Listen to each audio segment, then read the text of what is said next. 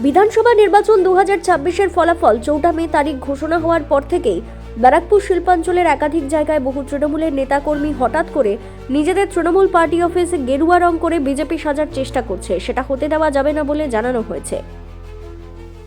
থেকে ভারতীয় জনতা পার্টি আমাদের কাছে পরিষ্কার একটা চিত্র রেখেছে যে আমরা কাউর পার্টি অফিস দখল করব না। আমরা 2021-এর পোস্টপোল ভায়োলেন্সকে আমরা রিটার্ন হতে দেব না। আমরা যে বাংলার সংস্কৃতি, আমরা সেই সংস্কৃতিকে অক্ষুণ্ণ রাখতে আমরা বুকে পাথর চেপে রেখে আমরা কাউকে অনিষ্ট করব না। আপনারা জেনে থাকবেন হয়তো গতকালও যারা বিজেপির পতাকার নাম করে, বিজেপির নাম করে অনেক মানুষের বাড়ি ভাঙচুর করেছে। আজকে 5 বছর আমি বাড়ি বাড়াচ্ছিলাম, বাড়ি থেকে ছাড়াচ্ছিলাম, বাড়ি ভাঙচুর, কিন্তু পানপুরের বুকে একটা মানুষ বলতে পারবে না কাউকে আমরা ভয় দেখিয়েছি। তারা প্রত্যেককে নির্বিঘ্নে নিশ্চিন্তে বাড়িতে বসবাস করছে। পার্টি এই জিনিস বরদাস্ত করবে না। যারা বিজেপির পরিচয় দিয়ে এসব কাজ করছে তারা বুঝতে পারছে না পার্টি স্ট্রিক্টলি অ্যাকশন নেবে, সেখানে কোনো রকম রেয়াত করা হবে না।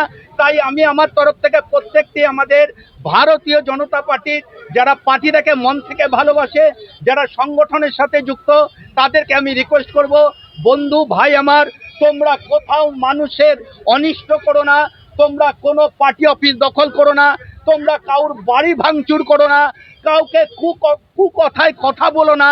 আমরা বাংলার সংস্কৃতিকে ফেরাতে হবে, আর এই বাংলার সংস্কৃতি একমাত্র ভারতীয় জনতা পার্টি ফেরাতে পারে।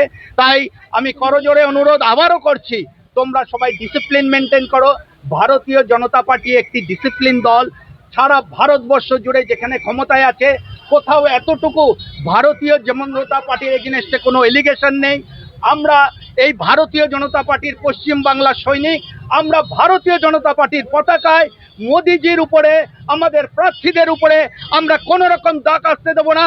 এটা আজকে আমাদের এখানে দাঁড়িয়ে সবাইকে শপথ নিতে হবে। ভারত মাতা কি।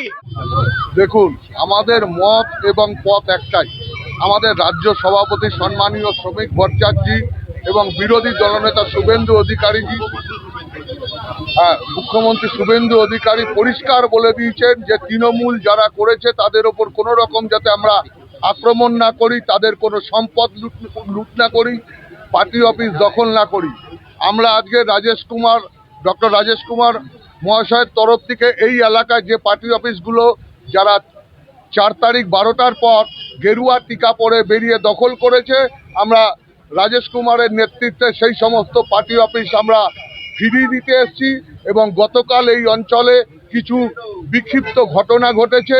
আমি রাজেশ কুমারের তরফ থেকে এবং মণ্ডল 2 এবং মণ্ডল সভাপতিদের কাছ থেকে এতদ অঞ্চলের মানুষের কাছে ক্ষমা প্রার্থী। আমরা প্রশাসনকে ডাইরেক্ট বলেছি কোনো কালার দেখবেন না, যে অশান্তি করবে তার ওপর আপনারা ডাইরেক্ট অ্যাকশন নেবেন।